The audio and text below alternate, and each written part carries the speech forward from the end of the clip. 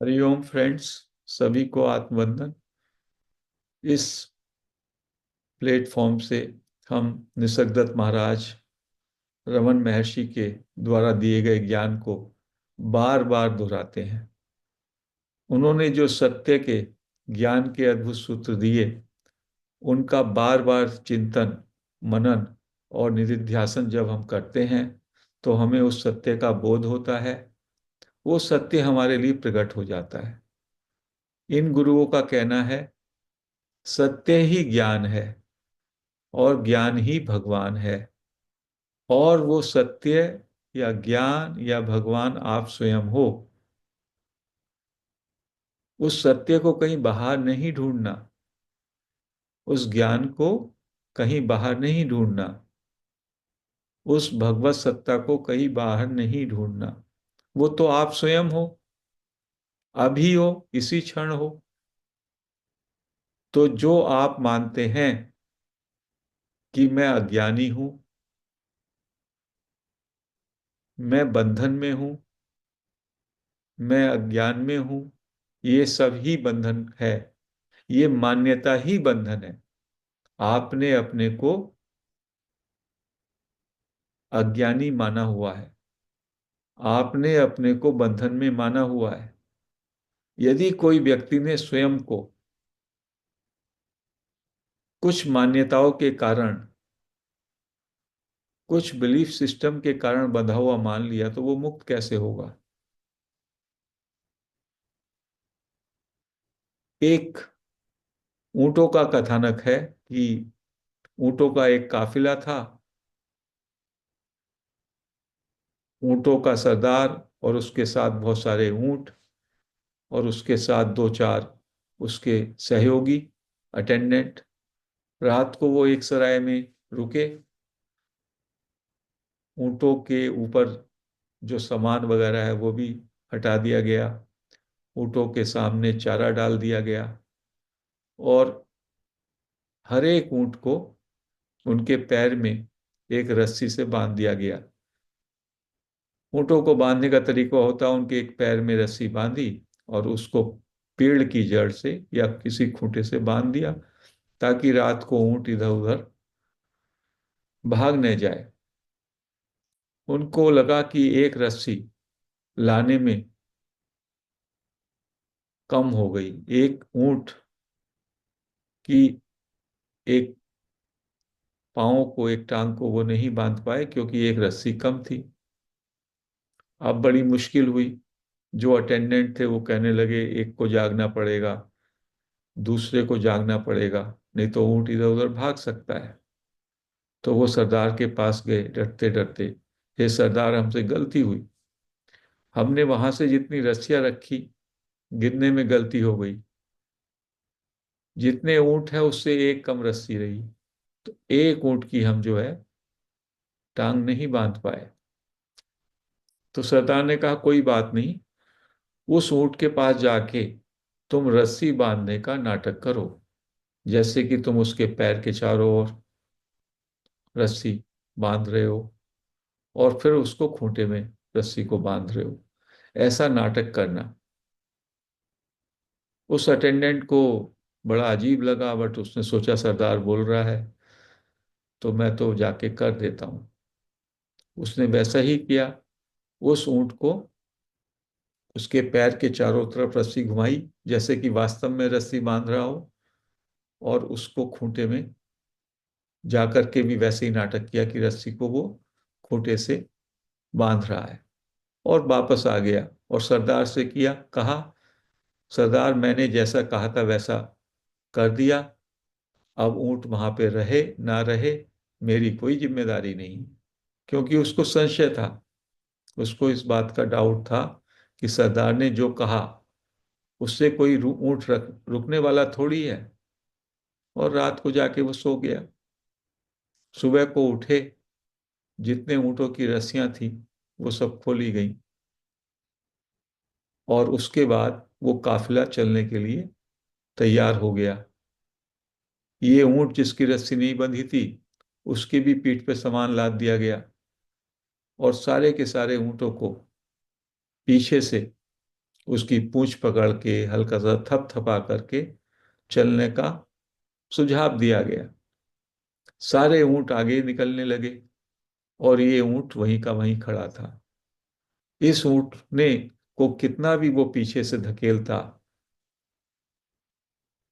उसको एक छड़ी भी मारता, लेकिन ऊंट वहां से सरकता ही नहीं। उस लड़के को, उस अटेंडेंट को बड़ा ताज्जुब हुआ, ये ऊंट यहां से हट क्यों नहीं रहा। वो फिर सरदार के पास गया, सरदार से बोला, वो ऊंट तो वहां से हट ही नहीं रहा, उस पे हमने सामान रख दिया, सारे ऊंट जो है आगे निकल गए और ये यहां से हिल ही नहीं रहा है। तो सरदार ने कहा, क्या तुमने जो रात रस्सी बांधी थी वो खोली। कहने लगे, रात तो मैंने कोई रस्सी ही नहीं बांधी थी।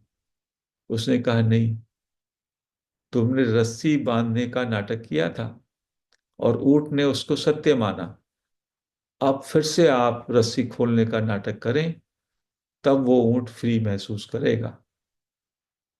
उस बंदे ने वैसा ही किया और जैसे ही उसने रस्सी खोलने का नाटक किया, ऊंट ने अपनी यात्रा शुरू कर दी। तो ये संत कहते हैं, ऐसा ही ये बंधन हमने माना हुआ है। हम बंधे हुए हैं, हमको मुक्त होना है, हम अज्ञानी हैं, हमको ज्ञान पाना है, हमको कोई गुरु मिल जाए।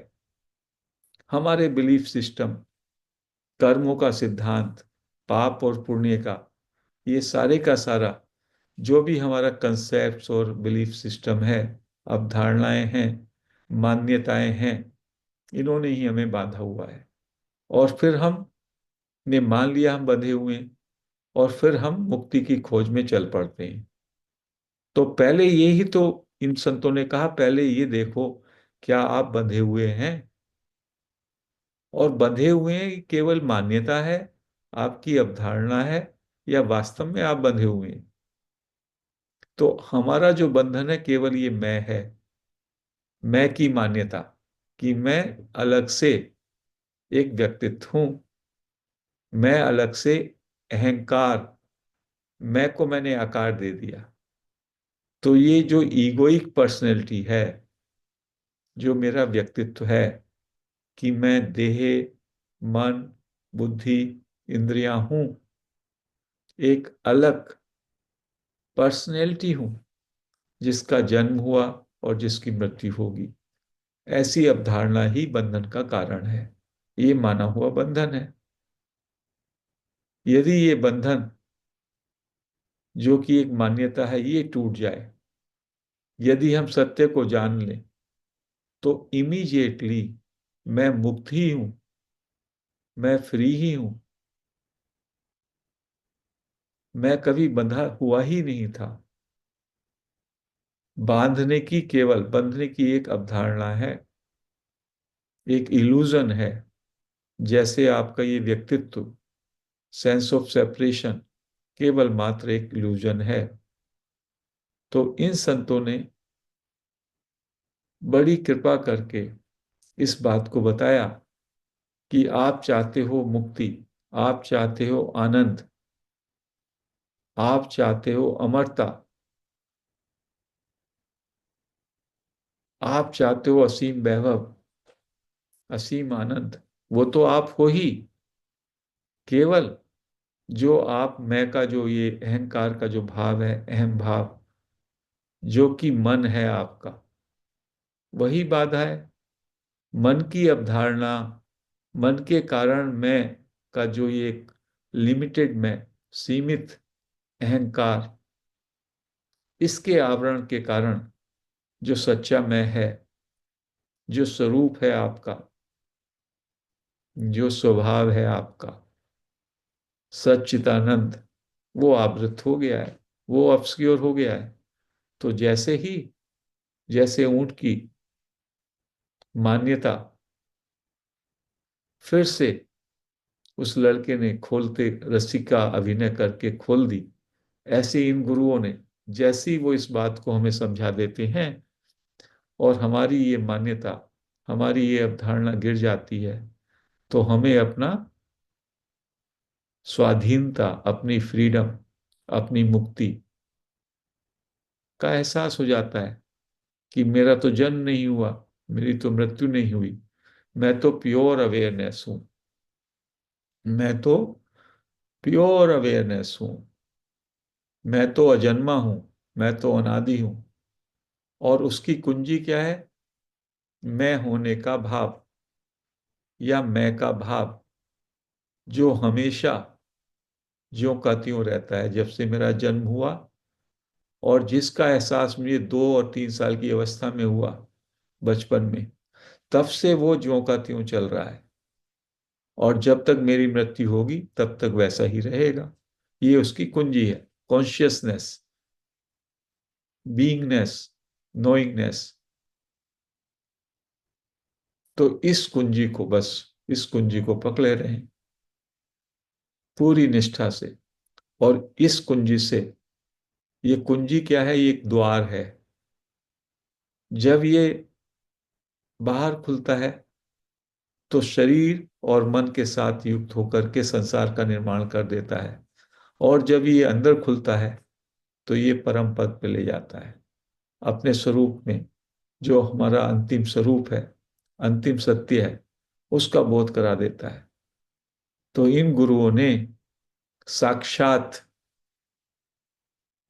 जो उस परम अवस्था में है, उन्होंने इस बात को समस्त मानव जाति के लिए करुणा करके इतने स्पष्ट शब्दों में बताया। लेकिन हम लोग ऐसे मूढ़मती हैं, कहाँ कहाँ पर चक्कर काट रहे हैं, क्योंकि हमें यही नहीं मालूम हमें चाहिए क्या। कोई हमें बता देता है मैनिफेस्टेशन चाहिए, तो वहां मैनिफेस्टेशन के चक्कर में पड़ जाते हैं। मैनिफेस्टेशन क्यों चाहिए आपको? कोई कहता है मुझे ज्यादा पैसा चाहिए, तो पहले पूछो उस पैसे ज्यादा मिलकर के क्या करोगे भाई? पैसे वाले के पास चले जाओ, क्या वो सुखी है? कोई कहता है मुझको अच्छा संबंध चाहिए, अच्छा पति और पत्नी और बच्चे चाहिए, उनके पास भी चले जाओ, क्या वो भी पूरी तरह सुखी हैं? या वो स्थिति हमेशा रहेगी? किसी को पद और प्रतिष्ठा चाहिए, जो पदों पे बैठे हैं लोग, अधिकारी हैं, मंत्री हैं, प्राइम मिनिस्टर हैं, उनसे जाके पूछो। अपने अटल बिहारी वाजपेयी प्राइम मिनिस्टर रहे, तो उसके बाद किस स्थिति में गए? सबसे जाके पूछो। जो आप आज चाह रहे हो वो पूरा हो जाएगा, तो क्या उसके बाद आपका चाहना बंद हो जाएगा?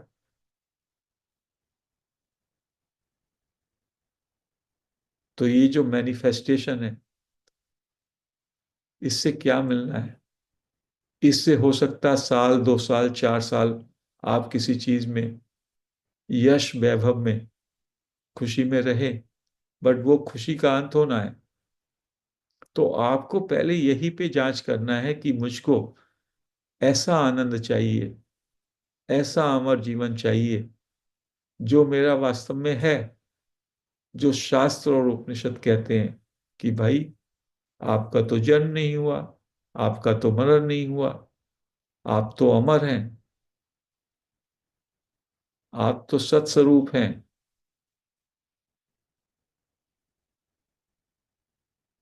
तो उस सत्स्वरूप को, उस अमरता को पाने के लिए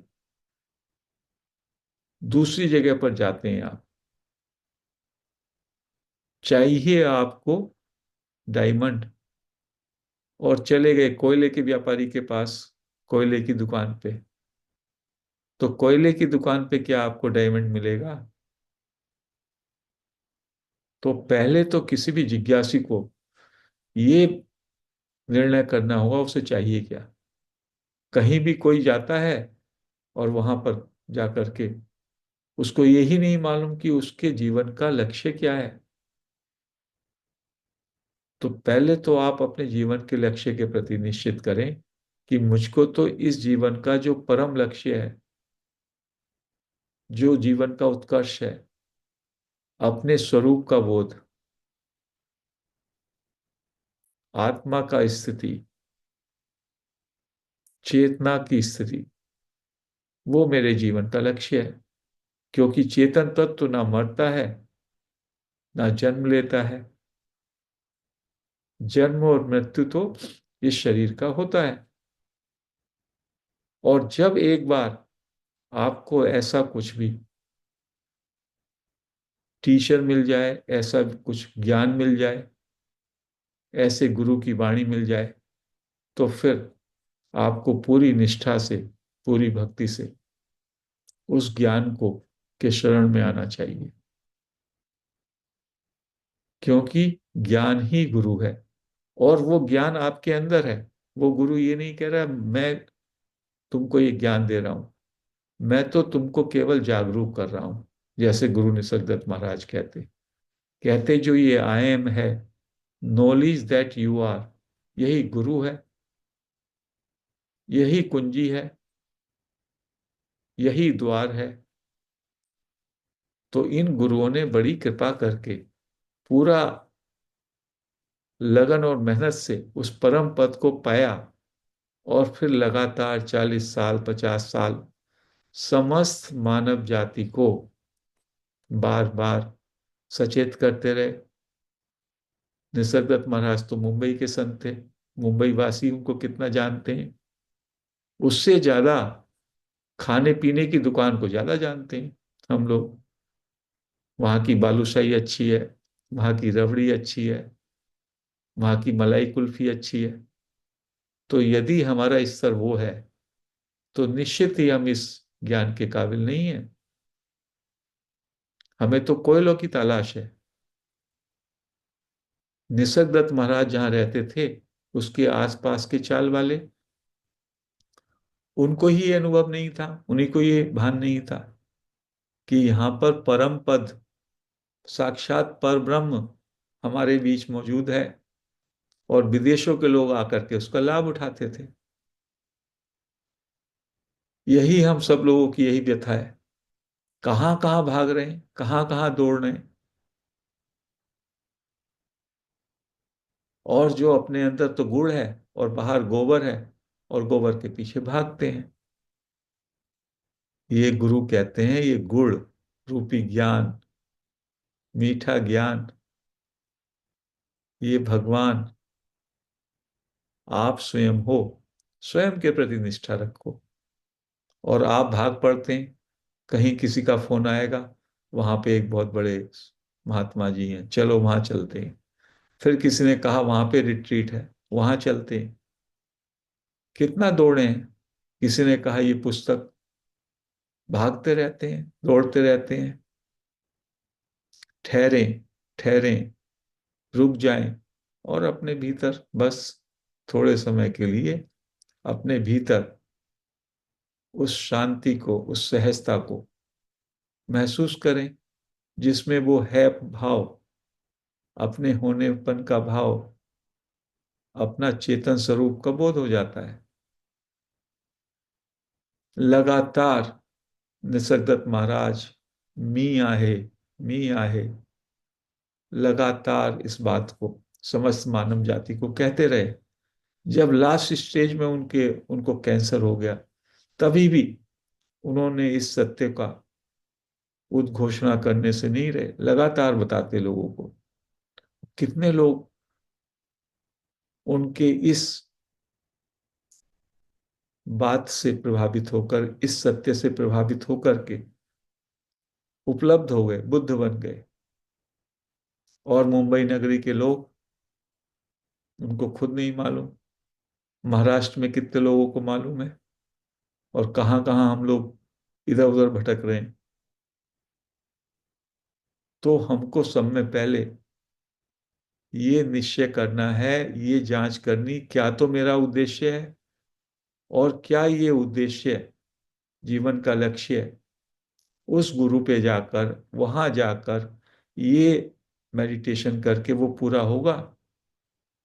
इसकी जांच में हम कमी करते हैं। जीवन का सही लक्ष्य है, और उसको कैसे पाएंगे। यदि ये दो चीजों का हमारा क्लैरिटी आ जाए, तो फिर हमको बहुत सारे गुरु, बहुत सारे ऐसे बताने वाले मिल जाएंगे कि सत्य ये है, और सत्य को जानने में आपको अपने भीतर जाना है। You have to be inward, you have to realize that truth within. केवल मेंटर का, टीचर का, गुरु वाणी का यही कार्य है कि वो आपको अपने से मिला देगी। और जो गुरु ऐसे हैं, वो अपने से उनको कनेक्ट करेंगे, ताकि गुरु शिष्य एक परंपरा का निर्माण हो सके। सच्ची स्पिरिचुअलिटी में पैसे का, धन का, दौलत का, यश का कोई स्थान नहीं। यदि आपको भी धन चाहिए, दौलत चाहिए, इच्छाओं की पूर्ति चाहिए, तो आप वास्तव में आध्यात्मिक यात्रा की अभी शुरुआत भी नहीं है। अभी तो आप सांसारिक जीवन में उत्कर्ष चाहते हैं। एक व्यक्ति जो कि अध्यात्म के मार्ग पे आ जाता है, संसार उसके लिए स्वप्न की तरह हो जाता है। स्वप्न की तरह क्या मतलब? अच्छा स्वप्न आया तो भी ठीक, अच्छा नहीं आया तो भी ठीक। स्वप्न तो स्वप्न है, ट्रांजिएंट है, परिवर्तनशील है। इधर होगा उधर, इधर हुआ उधर खत्म हो गया। Like a movie. मूवी में क्या होता है, कभी अच्छे मोमेंट्स होते हैं घटना के, कभी अच्छे नहीं होते। उनको देखते हैं, वो चले जाते हैं। सो इन गुरुओं ने कहा, अपने को जानना है, और अपने को जान लिया तो सब कुछ जान लिया। फिर कुछ न तो पाने के लिए रहता है, न करने के लिए रहता है, और न जानने के लिए ही रहता है। केवल अपने को जानो। महावीर, भगवान महावीर सर्वज्ञ कहलाए, सब सब जान लिया उन्होंने। बुद्ध ने अपने को जाना, और बुद्ध ने फिर सब कुछ, सारे यूनिवर्स को जान लिया। कहीं कहीं तो ऐसा लिखा मिलता है कि बुद्ध को यह भी मालूम होता था बारिश की कितनी बूंदें गिरी या गिरेंगी।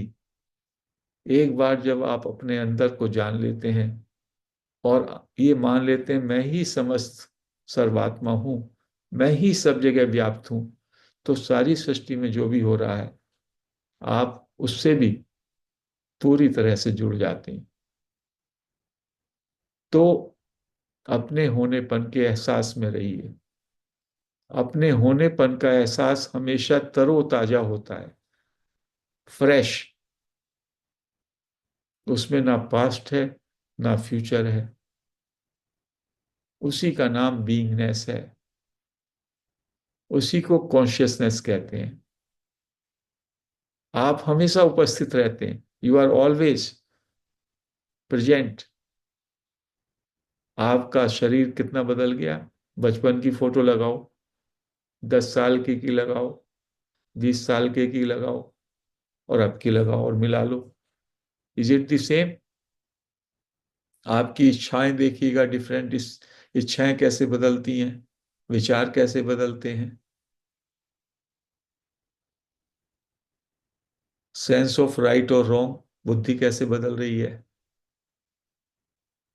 लेकिन आपके अंदर ये जो होनापन है, सेंस ऑफ प्रेजेंस, मैं हूं, ये वैसे ही कंटिन्यू कर रहा है। तो उस वही कुंजी है, दैट इज कॉन्शियसनेस। बस लगातार उस पर बने रहें, उसके साथ एक हो जाएं। और बाकी ये शरीर, मन, बुद्धि, इससे पृथक, क्योंकि ये तो एक दृश्य मात्र है, ये तो एक अनुभव मात्र है, जो जब जागते हो होता है, और जब आप सो जाते हो तो नहीं होता। तो आप इस शरीर से अलग हैं। विपश्यना में क्या करते हैं आप? विपश्यना में वो लोग कहते हैं, संवेदनाओं को देखो, शरीर की संवेदनाओं को देखो, जागरूक रहो समता से, विदाउट लाइक और विदाउट डिसलाइक, ताकि आप शरीर से पृथक महसूस कर सकें। You can be aware only. Vipassana भी वहीं पर ले जाता है, लेकिन श्वासों के साथ साथ शरीर का भी आपको कायोपासना भी करना है।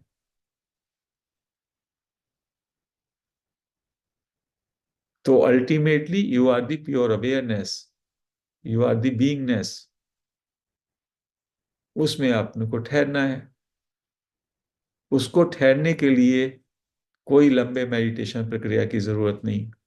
डायरेक्ट पाथ में just slip into the silence immediately, fast तरीके से जो हम मेडिटेशन प्रैक्टिस कराते हैं उसमें आपको ठहरना है। तो फ्रेंड्स, हमको निसर्गदत्त महाराज सदगुरु द्वारा दी गई टीचिंग्स को, रमन महर्षि की टीचिंग्स को आत्मग्रह करना है और उसको अपने जीवन में उतारना है। पहले हम ज्ञान को बौद्धिक स्तर पर समझते हैं और फिर उस ज्ञान को जीवंत बनाते हैं उस पर आचरण करके। वो ज्ञान फिर प्रकट हो जाता है हमारे अंदर। अहम ब्रह्मास्मि का जो हमने ये सुना है, ये हमारे अंदर प्रकट हो जाता है। हमारा जो अहंकार का मैं है वो विलीन हो जाता है और मैं ब्रह्म हूं, मैं परमात्मा हूं, मैं शाश्वत हूं, इस मैं का प्रगटीकरण हो जाता है। और यही आत्मज्ञान है, ब्रह्म ज्ञान, पर ब्रह्म ज्ञान, ये सब एक ही है। तो आज मैं इस डिस्कोर्स को यहीं समाप्त करता हूं। हरि ओम फ्रेंड्स।